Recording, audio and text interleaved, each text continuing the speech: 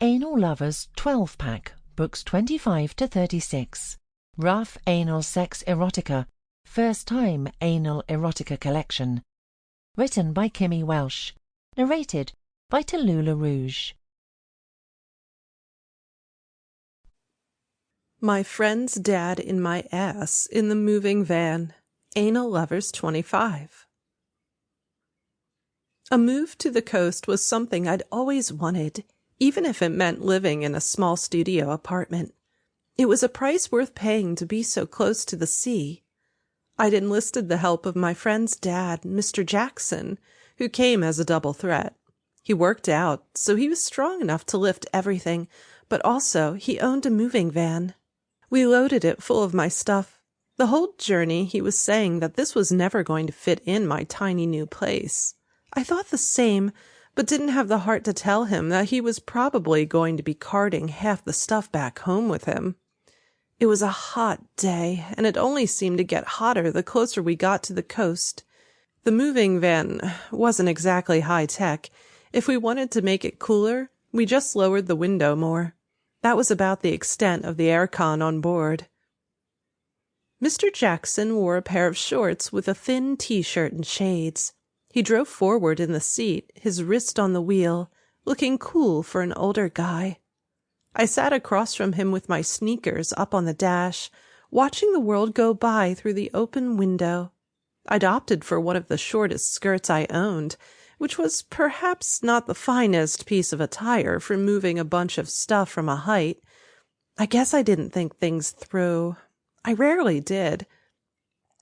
We finally pulled up to the place, and Mr. Jackson parked on the roadside, putting on his hazard lights and setting the van in park. "Let me give you the tour," I said, bouncing from the van all giddy and excited. Outside, I could smell the saltiness of the sea and feel the warm breeze meandering up the street from the ocean. People moved at a slow pace along the sidewalk, laughing and talking. Everyone just seemed happier. Mr. Jackson bounced out of the van and ran his thumbs around the waist of his shorts to let some air in. Even though I couldn't see his eyes, I could sense the judgment. "This it?" he asked, looking to the door to his right. "That's the access, yeah." I punched in a code on the door, and it propped open. He followed me inside, and I showed him up the stairs to my new place. "You never mentioned the stairs," he said. I didn't think it was important.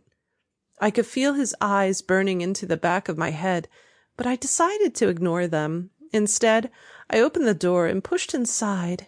It was kind of dark and smelled worse than last time I was here, but it was mine. He walked in with a grimace and looked at the peeling wallpaper and damp ceiling.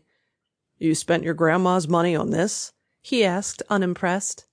"Potential, Mr. Jackson, potential." I skipped to the middle of the room.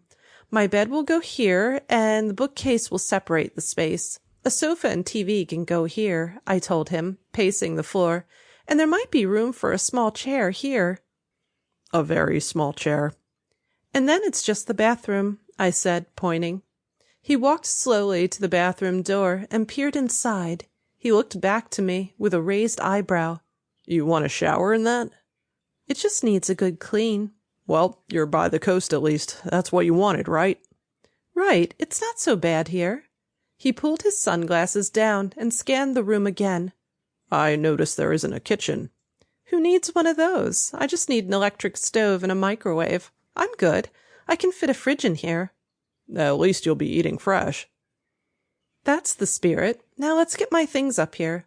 "They're never going to fit." "We can try." We left the door open and went back downstairs. Mr. Jackson's van had a parking ticket under his windscreen wiper. He snatched it out and then looked at me with a frown. "That one's on Grandma," I told him. "Don't worry about it."